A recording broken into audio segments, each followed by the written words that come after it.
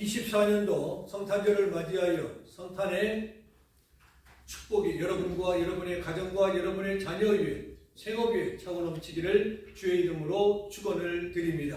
오늘 보고 말씀을 중심으로 베들레헴에서 나셨네 라는 설교의 제목으로 성탄의 메시지를 증거하고자 합니다. 여러분은 어디에서 태어나셨습니까? 예수님은 베들레헴에서 나셨다라고 오늘 성경 본문은 분명하게 밝히고 있습니다.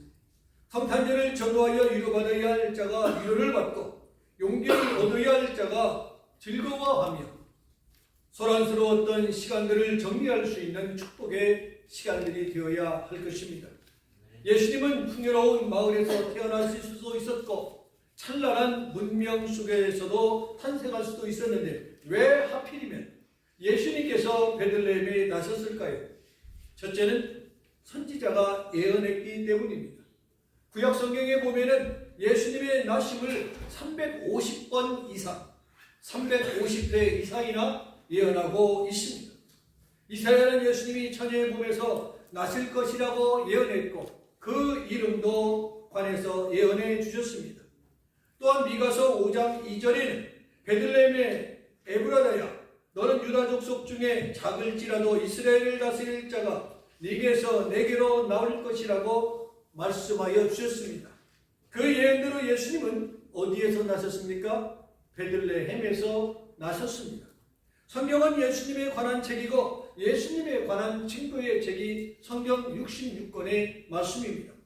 구약 성경은 오실 메시아 예수 그리스도에 대하여 말씀하여 주셨고 신약 성경은 오신 예수님에 관한 기록이 있습니다. 선지자의 많은 예언들이 모두 이루어진 것처럼 기독교는 말씀 위에 세워진 종교입니다. 우리의 신앙생활의 텍스트북은 66권의 말씀을 기준으로 하여 신앙생활을 하고 있는 것입니다.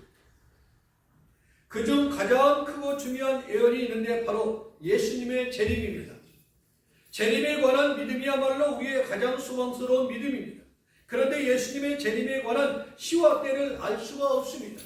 다만 성경은 이렇게 말씀하고 있습니다. 아멘 주 예수여 오시옵소서 기도할 뿐입니다. 예수님의 탄생의 예언이 그대로 이루어졌던 것처럼 예수님의 재림도 그대로 이루어질 줄로 믿습니다. 예수님은 성경 말씀대로 베들레헴에 나셨습니다. 그래서 찬송가 121장 작사가의 바울이 우리 구주 나신 날 목자 영광 볼 때 예수 그리스도 우리 주 베들레헴에 나셨네 라는 찬송처럼 우리들 역시 예수님이 다시 오실 때까지 이 찬송을 성탄절마다 부르게 될 것입니다. 누가복음 2장 11절에 보면은 구주가 나셨으니 곧 그리스도 주신이라고 성경은 말씀하고 있습니다. 둘째로 다윗의 고향이기 때문입니다. 마태복음 1장은요 예수님의 족보인데 예수님께서 다윗의 자손인 것을 말씀하고 있습니다. 그러므로 주님이 다윗의 고향인 베들레헴에서 나는 것은 당연한 것입니다. 예수님 때문에 그리고 예수님의 탄생 이 동방의 박사들이 예루살렘에 도착하여 유대인의 왕으로 나신 이가 여기 계십니까? 라고 부르면서 우리는 그를 경배하기 위하여 이곳에 왔습니다 라는 말 듣고 헤롯 왕은 어떻게 했어요? 깜짝 놀랍니다. 제장들과 서기관에게서 유대 땅 베들레헴이라는 것을 알고 난 헤롯 왕은 예수님을 어떻게 하기로 마음에 작정합니까? 죽이기로 작정을 합니다. 왜요? 이 땅 위에는 왕은 누구 위에는? 나 위에는 있을 수 없기 때문에 그렇습니다. 헤롯 왕에게 유대인의 왕인 예수님의 존재는 위험스러웠던 것입니다. 이사야 예언대로 예수님은요 유대의 왕으로 평강의 왕으로 나셨습니다. 물론 그의 나라는요 이 땅에 있는 것이 아닙니다. 이 땅의 왕을 지칭한 것이 결코 아닙니다. 우리들은 예수님을 왕으로 삼고자 한 적도 있었습니다. 그러나 예수님은 백성들이 생각하는 그런 왕이 아니었던 것을 알아야 합니다. 동방박사들이 아기 예수님께 무릎을 꿇었듯이 우리 모든 인생이 무릎을 꿇어 예수님을 만왕의 왕으로 맞이하는 축복의 날이 되어야 할 줄로 믿습니다. 아멘. 선교사 허드슨 테일러의 말처럼 내 마음의 왕자에 예수님을 가장 위대한 왕으로 모셔야 한다라는 것입니다. 교회와 가정과 직장 그리고 민족의 가슴에 예수님을 크신 왕으로 모실 때 이 모든 영광이 모든 번영이 그의 자손을 통하여 이루어지리라 성경은 말씀하고 있습니다. 우리가 번성하고 우리가 축복의 나라로 축복의 땅으로 가기 위해서는 예수님을 내 마음에 모시고 내 마음의 주인으로 모시고 주님의 뜻에 따라 살아가려고 부단히 힘쓰고 애쓰고 실천하는 좋은 습관을 가져야 한다는 말입니다. 아멘. 마지막으로 신분에 적합하기 때문입니다. 누가복음 2장 8절에 보니까 그 지역에 목자들이 밤에 밖에서 자기 양떼를 지켰다라고 했습니다.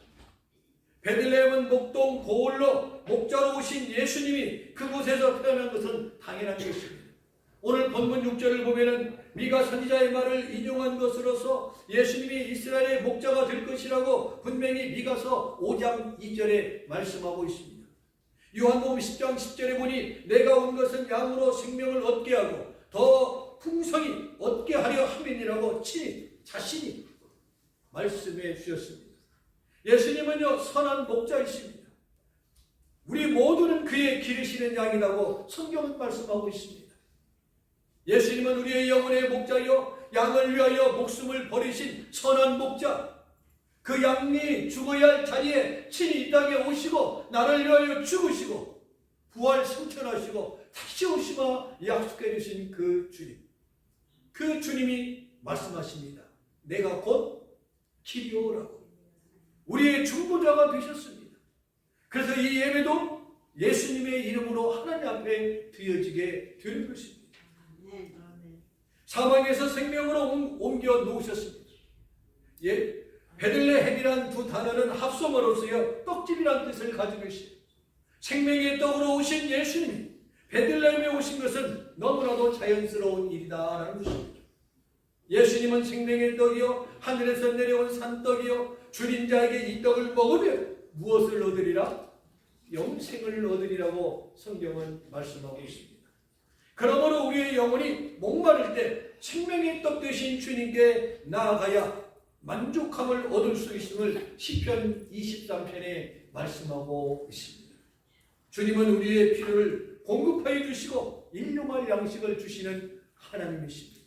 그 하나님 앞에 구하고 찾고 두들기는 새해가 되기를 주의 이름으로 축원을 드립니다. 따라서 여호와는 나의 목자시니 내가 부족함이 없다는 다윗의 고백은 성도의 노래와 저와 여러분의 고백이 되어야 할 줄로 압니다. 성도는요 모든 것을 주께 맡기고 염려와 근심과 걱정을 주님 앞에 내려놓으라고 성경은 말씀하고 있습니다. 그러기에 수고하고 무거운 짐자들아 다 내게로 오라. 내가 너희를 쉬게 하리라 말씀하여 주셨음을 염두해 두시기 바랍니다. 이제 말씀을 마치려고 합니다. 동방의 박사들은 예수님의 만나기 위해서 그의 마음에 예수님을 영접하고 갑니다. 마음에 모시고 돌아갔다는 말입니다. 우리도 예수님을 내 마음 중심에 왕으로 모셔야 합니다. 그래서 우리는 그 예수님을 나의 주님이라고 일요일을 주일날이라고 표현하게 되어진 것입니다. 그리하면 변화를 얻고 진리의 길을 갈 수 있고 우물가의 여인처럼 삭개오처럼 새의 길을 갈 수 있다는 말입니다. 한 해를 마무리하며 새 길을 갈 수 있는 여러분 되기를 축복합니다. 주님께서 내 길을 친히 인도해 주실 줄로 믿습니다. 주께서 내 길 인도하시네 우리는 마음껏 여호와 하나님을 찬양하지 않습니까? 삶의 핸들을 돌려 주님이 가신 그 길을 기꺼이 갈 수 있는 용단을 내리는 여러분 모두가 되시기를 주의 이름으로 축원을 드립니다.